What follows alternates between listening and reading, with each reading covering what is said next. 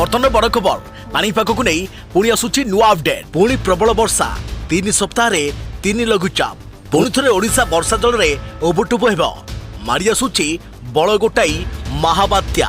आसंता काली ठारू पागर हेब हठात परिवर्तन माड़ी आसिब घन अंधार। हेलो फ्रेंड्स मु शक्ति आप देखुंत नरसिम्हा क्रिएशंस पेज। तेज यहाँ नहीं कौन रही डिटेल्स इनफर्मेशन क्यों जिला को विपद रही क्यों जिले में प्रबल वर्षा रही सबकिछ डिटेल्स इनफर्मेशन आज वीडियो आपने जानीपर। तो आपण मैंने जानापी वीडियो को शेष पर्यटन देखूँ। ता पूर्व वीडियो गोटे लाइक करने सहित अलग सांग साथी मानक वीडियो को शेयर करनी। जदि फ्रेंड्स आपण मैंने आमर ये चैनल नुआ ही वीडियो देखुंत पूर्व केबे भी आमर ये चैनल को सब्सक्राइब करहाती तेज निहाती चैनल को सब्सक्राइब करने सहित पाखे आसुवा बेल आइकन को बजाय रखिता। तेज चलित सेप्टेम्बर मासरे पुणी थे ओडिशा वर्षा जल में ओबटुब हो आसंता 3 सप्ताह मध्य 3-3टी लघुचाप सांग को मौसुमी वर्षा पुणी थे सक्रिय होगापरी आशंका प्रकाश पाई। सेपटे माड़ी आसुची बात्या ओडिशा को पुणी बात्या भय। ए संपर्क में भारतीय पानीपाग विभाग आईएमडी पूर्वानुमान करथिबा बेले विभिन्न मॉडल एथिरे मोहर मारी। तेबे 6 तारिख राज्य में हठात पाग बदली जावा सह वर्षा आरंभ होइजिबो। आंचलिक पानीपाग विज्ञान केन्द्र सूचना मुताबक राज्य में मौसुमी विरति स्थिति जारी रही दिन में प्रबल खरा सांग को गुड़गुड़ी जारी रही। तेबे आसंता काली ठारू राज्यर अधिकांश स्थान में बिजुली घड़घड़ी सह वर्षा हेबार संभावना रही। कोरापुट नवरंगपुर कलाहांडी कंधमाल रायगड़ा गजपति गंजाम खोर्धा पुरी नयगड़ आदि जिले में प्रबल वर्षा हेब। 7 तारिख आड़क दक्षिण पश्चिम और संलग्न केन्द्रीय पश्चिम बंगोपसागर एक लघुचाप सृष्टि हेब फल राज्य में प्रबल बर्षिब और मौसुमी यार प्रभाव में सक्रिय हो पानीपाग केन्द्र पूर्वानुमान करिछे। पानीपाग विशेषज्ञ सुरेन्द्रनाथ पशुपालक कहते जे विभिन्न मॉडल आकलन जहाँ जनापड़े सेप्टेम्बर प्रथम 3 सप्ताह मध्य 3टी लघुचाप बंगोपसागर सृष्टि होवार संभावना रही। तेज गतकाली एभली आकलन करिछि जीएफएस एनसीपी मॉडल किंतु एनसीएमडब्ल्यूएफ मॉडल किछि अलग आकलन करिछि।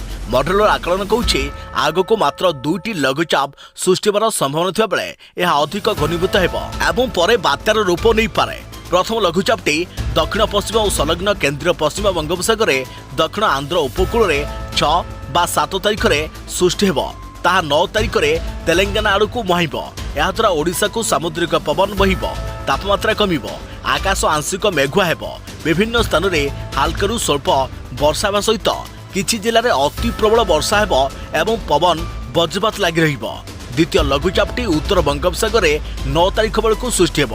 ताहा ओडिशा बा संलग्न पश्चिमबंग उपकूल को 11 तारिख में छुईजिब। यह समुद्र में रही बेले गभीर अवपात परिणत होवार संभावना अधिक रही किंतु आकलन में स्थिरता आसीपारी नाही। तेबे थाईलैंड रे एही समय लघुचाप स्थिर हो रहिबार संभावना थिबारु दक्षिण पवन सेहियाडु बहिब और यह अधिक घनीभूत होइब बोली एथु जणा पड़िछे। किंतु जलपतनर तापमात्रा वायु प्रचलन ऊर्ध्वगामी वायु घनीभूत पई अनुकूल रही। तेज तृतीयटी 13-16 तारिख भितर सृष्टि बोली किसी मॉडल आकलन करिसेंती। यह मध्य ओडिशा पश्चिमबंग बांग्लादेश आड़ को जाइपारे। जदि द्वितीय लघुचापटी अधिक घनीभूत न हुए तेबे तृतीयटी अधिक घनीभूत हेब बोली अनुमान करा जाउछे। तेबे आकलन करा जाउछि जे राज्य में विशेषकर उत्तर ओडिशार द्वितीय सप्ताह भारी वर्षा हेब। समुदाय वर्षा सेप्टेम्बर मासर स्वाभाविक वर्षा जहाँकि 227 मिलीमीटर रे प्राय अधा सेप्टेम्बर द्वितीय सप्ताह ही होइजिब। तृतीय लघुचाप द्वारा पुणी प्रबल वर्षा जो स्वाभाविक ठारू अधिक वर्षा हेब बोली डॉक्टर पशुपालक आकलन करिसेंती। सेपटे डराउछि बात्या एपटे अधिक वर्षा हेले पुणी राज्य को फेरी पारे बन्या।